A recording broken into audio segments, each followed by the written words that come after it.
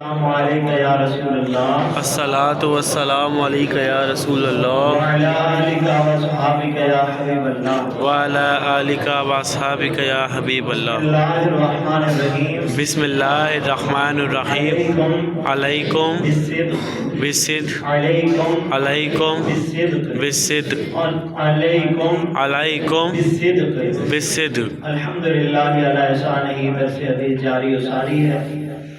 مسلم شریف کی حدیث نمبر 6639 ہے۔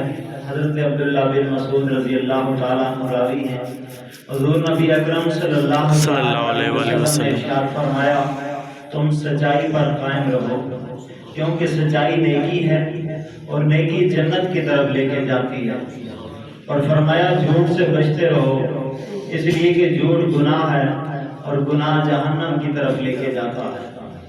اس حدیث پاک کا مفہوم یہ ہے کہ میرے آقا علیہ السلام نے جو ارشاد فرمایا کہ تم سچائی پر قائم رہو، قائم سے مراد یہ ہے کہ ڈٹے رہو، کہ جتنے بھی مشکل سے مشکل گھڑی آئے، جتنے بھی کٹھن مراحل سے گزرنا پڑے، لیکن سچائی پہ قائم رہو۔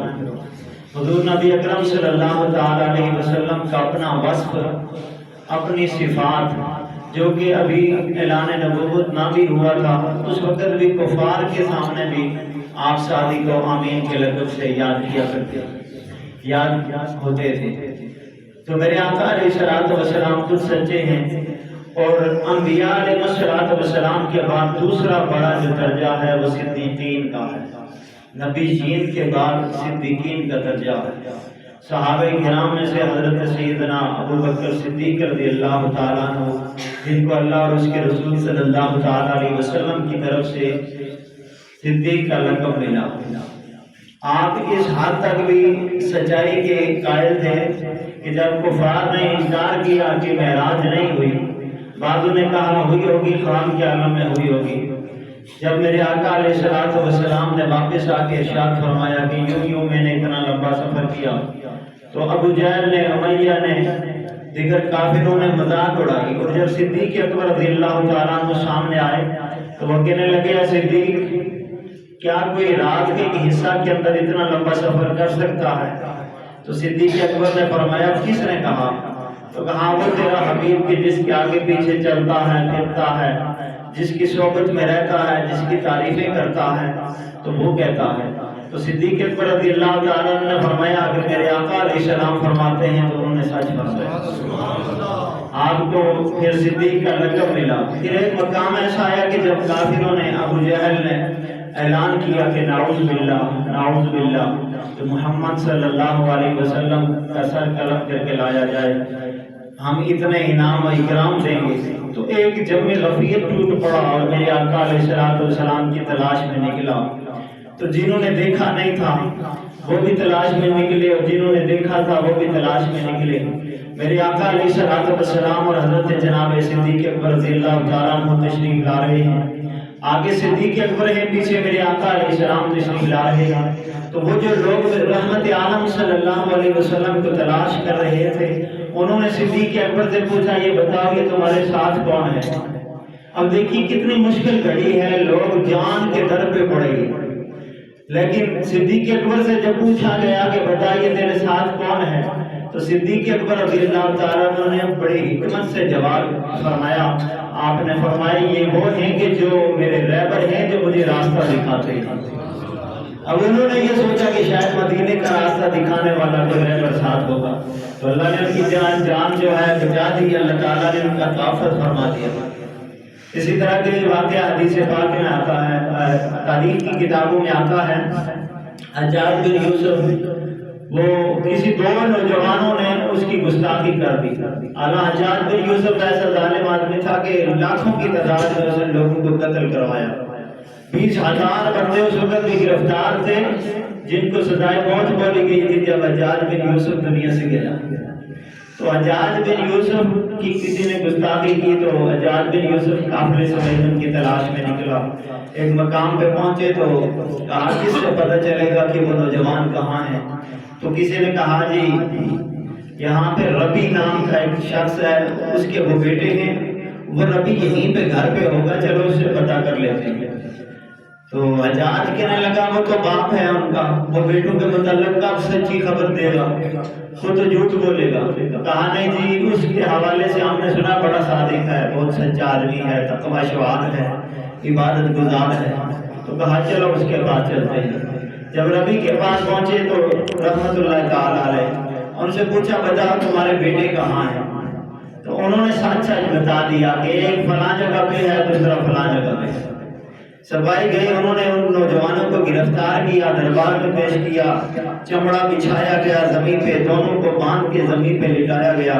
حجاج نے اپنے ہاتھ میں تلوار لی، ابھی سر قلم کرنے ہی والا تھا کہ پیچھے مڑ کے ربی سے کہنے لگا یہ بتا تو نے جھوٹ کیوں نہ بولا، تو نے جھوٹ کیوں نہیں بولا؟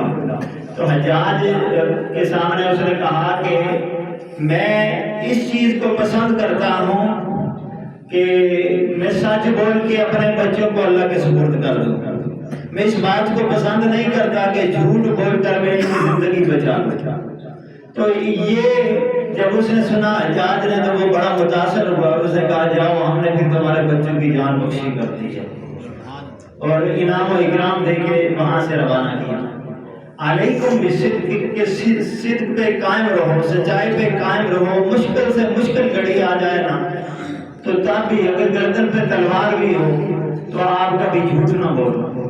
میرے اور آپ کے پیر و مرشد پیران پیر دستگیر محبوب سبحانی قطب ربانی شاہبار مکانی الشیخ سید عبد القادر جیلانی رحمت اللہ تعالیٰ کا ایک مشہور واقعہ ہے کہ جب وہ بغداد شریف پڑھنے کے لیے جانے لگے تو دروازے سے نکلتے ہوئے اماں نے کہا کہ بیٹا گردن پہ تلوار بھی ہونا، کبھی جھوٹ نہ بولنا۔ تو جب آپ گئے تو راستے میں وہ قافلے والوں کو ڈاکو نے لوٹا، تو جب ان کے پاس ڈاکو پہنچے تو کہا بتا تمہارے پاس کیا ہے؟ تو آپ نے فرمایا کہ میرے پاس 40 اشرفیاں ہیں۔ کہا کہاں ہیں؟ وہ کہنے لگے میرے کپڑوں میں میری اماں نے سی رکھی ہے۔